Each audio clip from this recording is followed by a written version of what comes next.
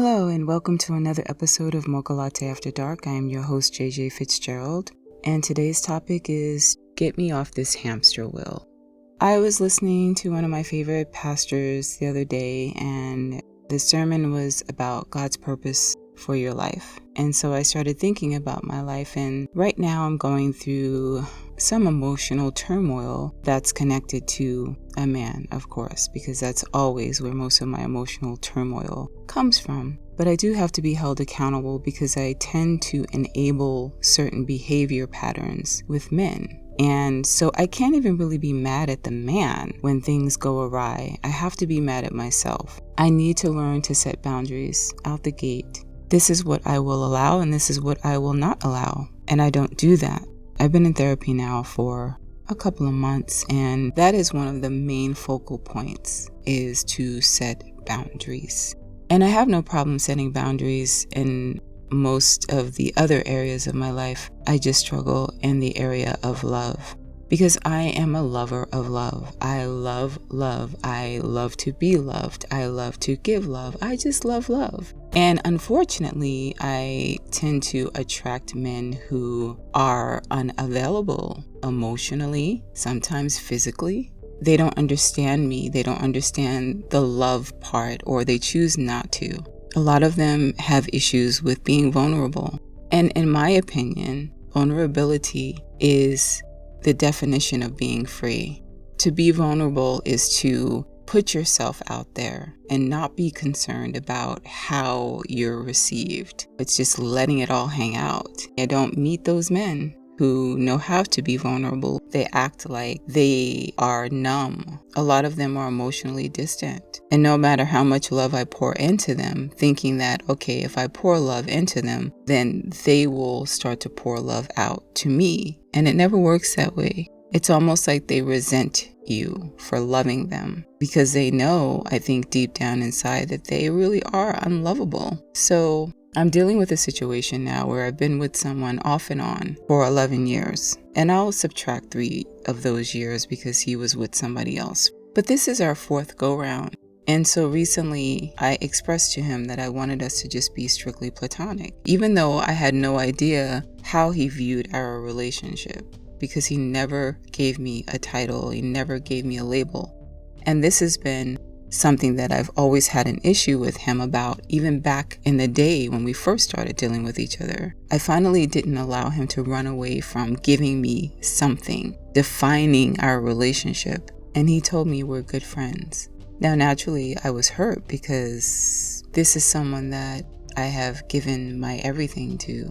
This is someone that has allowed me into his life in a way that he doesn't allow everyone else. This is someone that I know loves me, but can't say the words or chooses not to say the words for what I believe is fear of maybe rejection, or fear of being viewed as a simp, or fear of being viewed as weak. I don't know. But he was doing things that made me believe I was his girlfriend, and I was doing all of the things that would make him believe he was my boyfriend. But then I got told I was a good friend. Then he said more than a good friend. So I was just like, okay, so friends with benefits. And then I had to hear how he has so many options, which I know he does. Most men do. My love languages are physical touch, quality time, and words of affirmation. Hold me, spend great time with me, and tell me I'm beautiful. Tell me you love me, and I'm golden. I'm really not that complex. Men try to make me believe that I am when I do try to set boundaries, and when I do want clarity as far as who I am in your life. I don't think it's unfair. I'm not a spring chicken. And if you are not willing to give me what I need, then let me go. So I had this conversation with him, and he finally defined our relationship. And at that point, I realized that, you know what? He doesn't have to tell me that he loves me because I'm his good friend. I was hurt. I'm still hurt. And the other thing that I couldn't deal with is there's a particular friend of his who's a female and has a lot of control over him. He's very influenced by her. They have this interesting chemistry. I told them both that they needed to date each other. They can't though, because it's quite a complicated situation, but there was one evening in which he had gotten something from her and said he felt so special. And I told him, of course you do, because anything she does basically makes you feel special. And I just went on to tell him that why I don't like her. I went on to tell him that it's hurtful to hear how wonderful another woman is. I don't get that kind of praise. I'm told, yeah, I appreciate what you do, whatever, but I wouldn't have an issue if they're bigging up another female, as long as you're bigging me up too.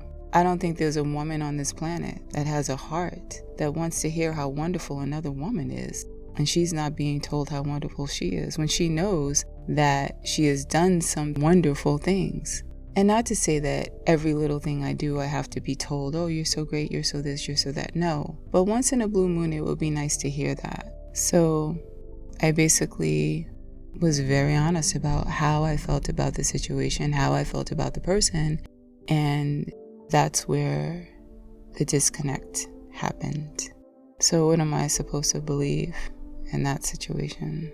Is it more than just a friendship? I don't know. I just know that I'm tired of being this person who allows a man to affect my emotions. I'm a Capricorn, but my moon sign is Cancer. And Cancers are very sensitive, hypersensitive people. And I think that that's part of my problem. And I just wish sometimes that I could be hypnotized to reprogram myself to have the heart of some of these men who lead people on and who make people believe one thing when it's actually another, and just not even care. I have been praying fervently, and as I shared at the top of this podcast, I was listening to one of my favorite pastors, and he was just saying essentially that you have to wait on the Lord, that God's timing is essential. And it's true. I have to learn to be patient. And I thought I was. I thought I've been divorced for 12 years. But the point that the pastor was making is that you have to wait patiently. You have to wait trusting. You have to wait quietly. You have to wait expectantly. You have to wait steadfastly. And do not fret. And I've been fretting a lot lately. He said that you have to pray for these things. Pray for the patience. Pray for God to enable you to wait steadfastly and to wait quietly. I think I've shared in previous podcasts that I have complete and utter faith and trust in the Lord in every area of my life except for the area of love. And I think I know why, which I won't elaborate on. But I have to let that go, because otherwise I'm going to keep going around and around and around like a hamster on one of those wheels, just never getting off this roller coaster and attracting the same type of man and getting myself hurt every time. So moving forward, I know, number one, I need to spend more time with the Lord. I spend more time on other things that are insignificant and other things that can't save me. Number two, I need to learn patience. Number three, I need to set boundaries with men. As soon as they exhibit something that I don't agree with, or they treat me a kind of way, I need to say something. And if they're not willing to change that, then I need to let them go, because it's not worth it for me to go through the pain that I have gone through for the past 30 years with men. Thank you for listening to another episode of Mocha Latte After Dark. I am your host, JJ Fitzgerald, and as always, be true.